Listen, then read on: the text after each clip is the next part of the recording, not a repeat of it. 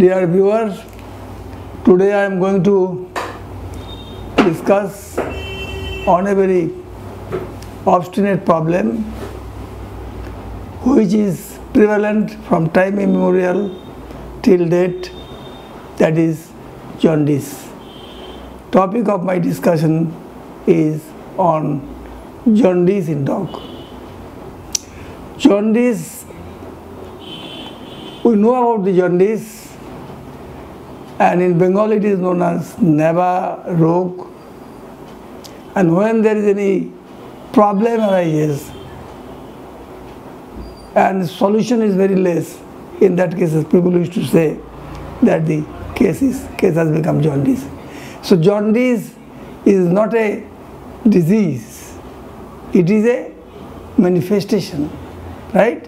That's why you call jaundice is a manifestation, and this manifestation causes all the mucous membrane and tissue fluids, both secretion and excretion, to become yellow.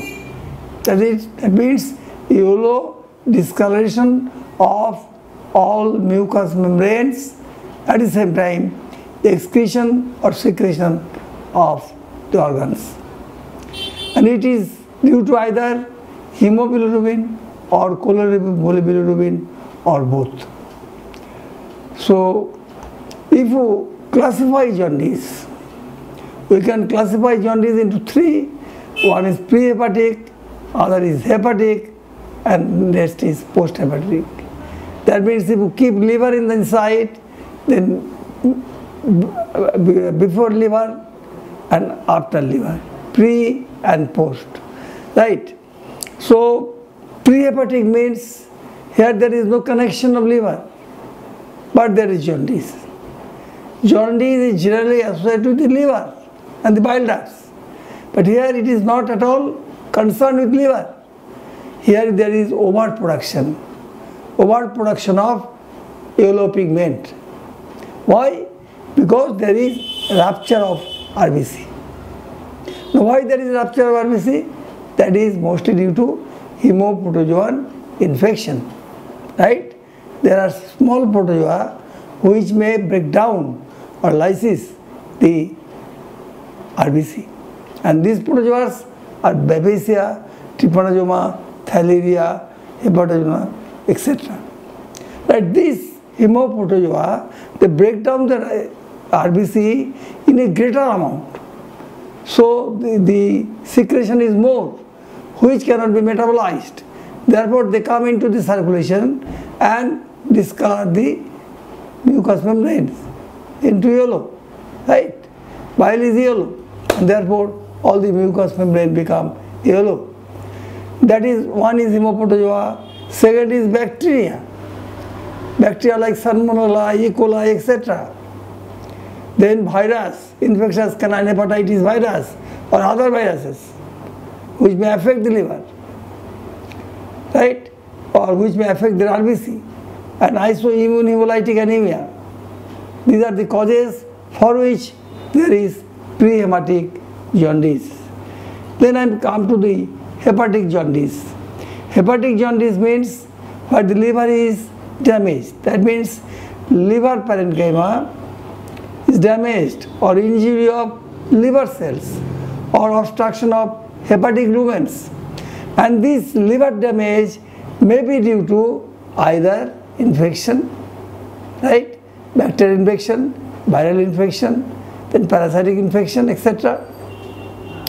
May be due to feed toxins, aflatoxins, etc. May be due to other toxins, may be due to drug like paracetamol for a prolonged period of time, drugs like your anti-epileptic drugs for a prolonged period of time. So they may damage the liver, right? So if there is damage of the liver parenchyma, in that cases more production of bile, and these may ultimately give rise to yellow discolorations of the mucous membrane. So this is known as hepatic jaundice. Then I come to the next one, is obstructive jaundice or regurgitation jaundice. If there is obstruction in the lumen of the bile duct, right, so there is chance of jaundice, and this obstruction may be due to gallstone, we call cholelithiasis, may be due to parasitic cholangitis, maybe cholecystitis, that is inflammation of the bladder, of the gallbladder. Then there may be parasites, migration of the parasites like Toxocara, canis, etc. And finally, there may be occlusion due to tumor or carcinoma that may cause obstruction. As a result of obstruction, what happens? I tell you, there is regurgitation of the bile, regurgitation of the yellow pigment, which actually make yellow discolorations of all the mucous membrane as well as secretion and excretion. Now, clinical observations, if you look at the patient, right, patient is very much lethargic with dull coat. And if you look at the mucous membrane, especially if you look at the eye, sclera of the eye, sclera is white, you will find that it has become yellow. That is the first point. If you look at the eye and the sclera is yellow, right? Why it becomes yellow? That is very important point. Then you can see the eye, besides the eye you can see the tongue, you can see the gum, all are yellow. Right? If you look at the urine, urine is deep yellow to brownish yellow or greenish yellow. Right? If you ask the owner what is the color of the urine, he will say yellow color. And yellow color may be two reasons. Either the animal is taking less water, there is concentration of urine, or maybe due to jaundice, right? So therefore, color of the urine has to be seen. Then, if you look at the inner pinna, ear, you will also find there is yellow discoloration. If you look at the abdomen, skin, there is yellow discoloration, right? So, these all the important areas where there is devoid of hair, you will find that they are all turning yellow, or they all have turned yellow. So yellow discoloration of the sides. And so far the appetite is concerned, mostly I tell you if it is due to hepatitis, in that cases, or if maybe hemoptysis infection, in that cases also, the appetite is completely lost. Right, complete loss of appetite. But if it is due to obstructive jaundice, there may be partial loss of appetite, because it is a very chronic and therefore partial loss. And if you look at the urine, if you look at the feces, feces is very, very offensive in odor, because bile salt helps in the digestion, right, and absorption of the fat also. And if you look at the feces, feces is laden with fats. Right? We call steatorrhea, means excessive fat globules in the feces. We call steatorrhea. Feces may be diarrheic, and if it is due to hepatic, so alternate diarrhea and constipation will be followed, and there will be loss of body weight. Finally, there will be muscular spasms, excitability, coma, and death if appropriate treatment is not done.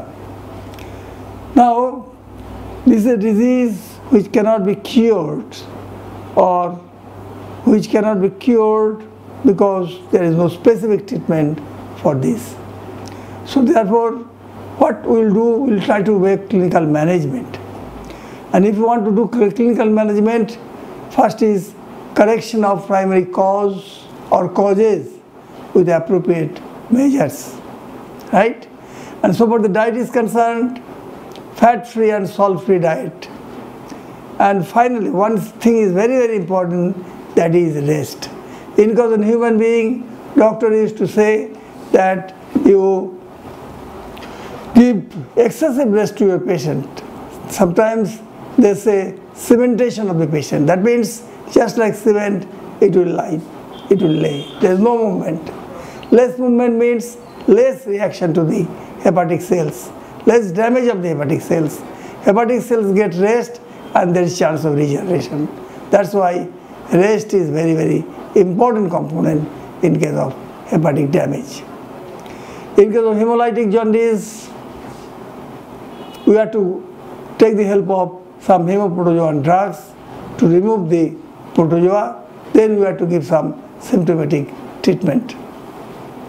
In case of obstructive jaundice, the obstruction has to be determined and that has to be removed or corrected with the appropriate measures. Hepatic jaundice, already I have told you that the fat-free diet, salt and fat-free diet, and at the same time excess of glucose therapy. Glucose either parenterally or orally. Parenterally is the best for animals. Glucose injection through intravenous route is the answer.